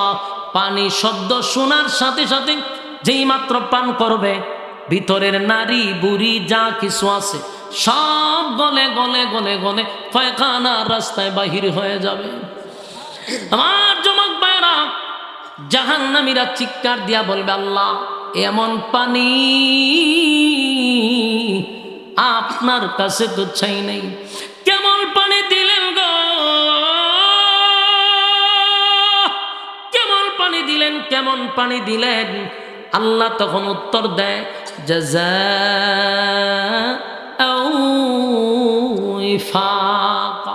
এখন বুঝ বান্দা মজা কেমন লাগে। এতক্ষণ পাইলেন শারীরিক কষ্ট, আল্লাহ যখন বলবে মজা বুঝ কেমন লাগে, শুরু হয়ে যাবে মানসিক কষ্ট। এই জন্য যুবক ভাইরা, আল্লাহ যেহেতু দুনিয়ায় থাকতে ওয়াদা দিছে, কানাত লাহুম জান্নাতুল ফিরদাউসি নুজুলা, আল্লাহ আমাদেরকে জান্নাত দিবে, আল্লাহ আমাদেরকে ভিআইপি জান্নাত দিবে।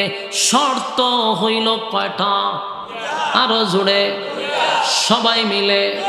শর্ত হলো দুইটা, এক নাম্বার ইমান, দুই নাম্বার হলো নেক আমল। ঠিক না বেটি? দুই নাম্বার হলো নেক আমল। এতক্ষণ ইমান শুনলেন 2 মিনিট, এখন নেক আমল শুনেন। এই যে ভ্যান্ডেলে বসছেন, এই যে আসছেন, আমি যে এতক্ষণ যতগুলা আয়াত আপনাদের সামনে পড়লাম, প্রতিটা হরফে হরফে 10টা করে নেকি আপনাদের আমলনামায় ঢুকছে। প্রতিটা আয়াতে 10টা করে নেকি আমলনামায় ঢুকছে। এটা নেক আমল। নামাজ পড়েন নেক আমল, দান করেন নেক আমল, যে যেই কাজ করেন সব নেক আমল। আর নেক আমল যদি ফরমালিন মুক্ত হয়, 2 নাম্বারই আমলের দরকার নাই। আমাদের দেশে বহু আমল আছে, দেখাই না আমল, কথা হয় না। তসবি পরে বেচারা ভালো কথা, এটার এখানে না পড়ে সুবহানাল্লাহ সুবহানাল্লাহ, এটার মানে কি? এখানে মানেটা কি? তার মানে দেখানি উদ্দেশ্য। এগুলা হইল বন্ডামি। এগুলা কি? হ্যাঁ, আমি একমাত্র ইবাদত করব কার জন্য? কথা হয় না।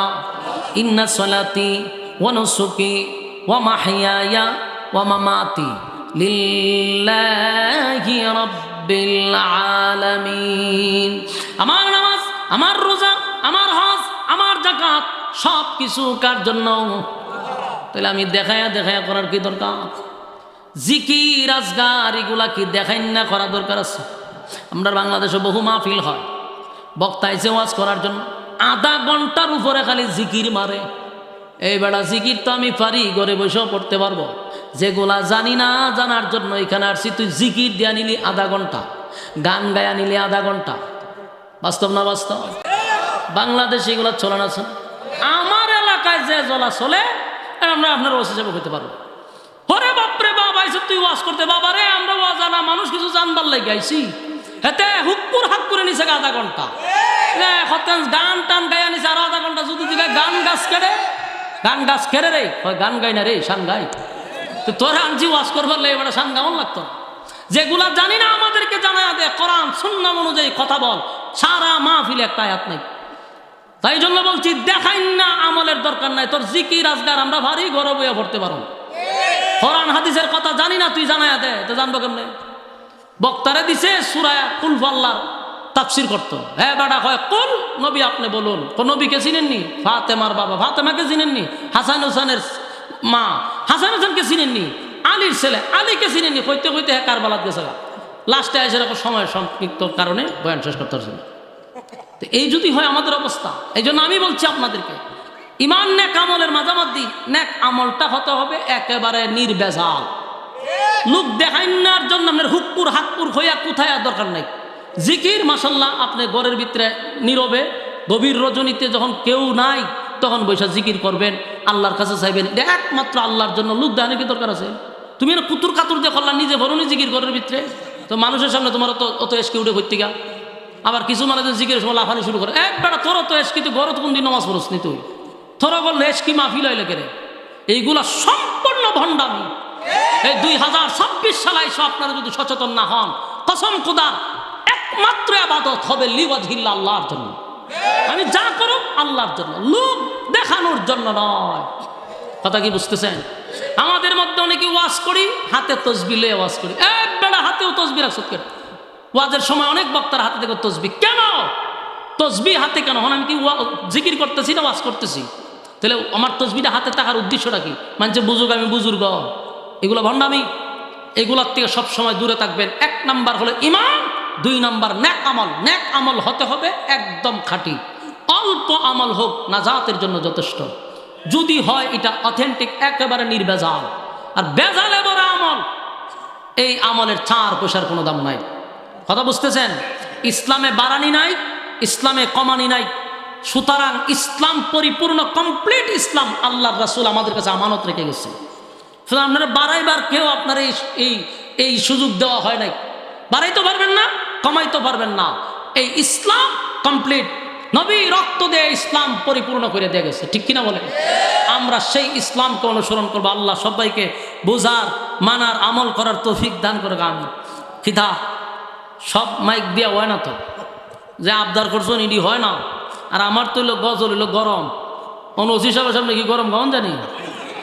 আমার তো সব হইলো গরম গরম। হ্যাঁ, আচ্ছা গরম হইলো, আপনারা একটা আওয়াজ দিলে গাওন যেতে পারে। দেন রিভাব দেন ভাই, আপনার শ্বাস যে টানা টানে, শ্বাসটা প্রচুর টানে দেন। আপনার রিভাব দেনই খুদেন। আবদার যেহেতু করছে, একটা সঙ্গীত আপনাদেরকে শোনাই। রাজি আছেন? আওয়াজ দিতে বা আওয়াজ দিবেন ইনশাআল্লাহ। মিছিলে আর মিছিলে সকলের ঢেকে যাই, এই পৃথিবীর আর কোথাও এই মিছিলের তুলনা নাই। মিছিলে আর মিছিলে সকলের ঢেকে যাই, এই পৃথিবীর আর কোথাও এই মিছিলের তুলনা নাই। আল্লাহু আকবার ধ্বনি দিয়ে আল কোরআনকে হাতে নিয়ে, আল্লাহু আকবার ধ্বনি দিয়ে আল কোরআনকে হাতে নিয়ে এগিয়ে যাব নেই কো ভয়।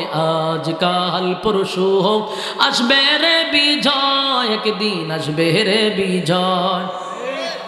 গুরুস্থানের সামনে যদি আমার কোন হুজুর আপনি গজল গান তিলে হইব, এটা তো আপনার পুরাপুরি একটা গুরুস্থান বানাইছেন। তো মুর্দার সামনে তো জানা জান না হয়, তা আপনারা আওয়াজ না দিলে তো আবার নি গরম গজল উনতে। হ্যাঁ না, বেটে বলে মিলছে না, আওয়াজ দিতেইব। তো আওয়াজ ঠিক না বেঠিক তো বলতেইব। গজল ফালাইলাম আরেকটা গাই, আওয়াজ না দিলে গাওয়া যেত না। সত্য কথা বলে যাই, মন দিয়ে শুনেন সবাই। সত্য কথা বলে যাই, মন দিয়ে শুনেন সবাই। এই সমাজের কোনো কাজে শান্তি তো ভাই মোটে না, এই সমাজের কোনো কাজে শান্তি তো ভাই মোটে নাই। সত্য কথা বলে যাই, মন দিয়ে শুনেন সবাই। এই সমাজের কোনো কাজে শান্তি তো ভাই মোটে না। অফিস আদালতে বাইরে ঘুষ বিনা চলে না কাম, ঘুষ পাইলে সব সারেরা বলে না সে নয়েল কাম। অফিস আদালতে বাইরে ঘুষ বিনা চলে না কাম, ঘুষ পাইলে সব সারেরা বলে না সে নয়েল কাম। ঘুষ না দিলে আদালতে বাইরে, ঘুষ না দিলে আদালতে মেলে না গরিবের ঠাই। এই সমাজের কোনো কাজে শান্তি তো ভাই মোটে নাই। ঠিক না বে ঠিক? এই সমাজের কোনো কাজে শান্তি তো ভাই মোটে নাই। ঠিক কিনা বলেন? দুর্নীতি দমন কমিশন বলছে দুর্নীতি কমছে, ক্ষমা তো ভাই দূরের কথা, দুর্নীতি বেড়ে গেছে। দুর্নীতি দমন কমিশন বলছে দুর্নীতি কমছে, ক্ষমা তো ভাই দূরের কথা, দুর্নীতি বেড়ে গেছে। কেউ ধরা খায় কেউ ছাড়া পায় ভাইরে, কেউ ধরা খায় কেউ ছাড়া পায় একটু কানে তেরে ভাই। দ্রব্য মূল্যের ঊর্ধ্বগতি, দুর্নীতি কমছে কোথায়? দ্রব্য মূল্যের ঊর্ধ্বগতি, দুর্নীতি কমছে কোথায়? সত্য কথা বলে যাই, মন দিয়ে শুনেন সবাই। এই সমাজের কোনো কাজে শান্তি তো ভাই মোটে নাই, এই সমাজের কোনো কাজে শান্তি তো ভাই মোটে নাই। নামদারি কতকে মুসলমান নামাজ রোজা ছাড়িয়া, খাজা বাবার নামে গান গায় ঢোল তো বলা বাজাইয়া। নামদারি কতকে মুসলমান নামাজ রোজা ছাড়িয়া, খাজা বাবার নামে গান গায় ঢোল তো বলা বাজাইয়া। আরে গঞ্জার কুলকে টান মারিয়া আবার, আরে গঞ্জার কুলকে টান মারিয়া শান দেখায়, কেউ ভাই আবার নবী দাবি করে ইমানটা হারায়, কেউ ভাই আবার নবী দাবি করে ইমানটা হারায়। সত্য কথা বলে যাই, মন দিয়ে শোনেন সবাই, এই সমাজের কোনো কাজে শান্তি তো ভাই মোটে না। ঠিক নেই? সবই ঠিক, প্যান্ডেল পর্যন্ত ঠিক, এর ভরে সব ঠিক। আল্লাহ সবাইকে বুঝার, মানার, আমল করার তৌফিক দান করুক, আমিন। আপনারা যেমন দোয়া চান, আমি একটা দোয়া চাই।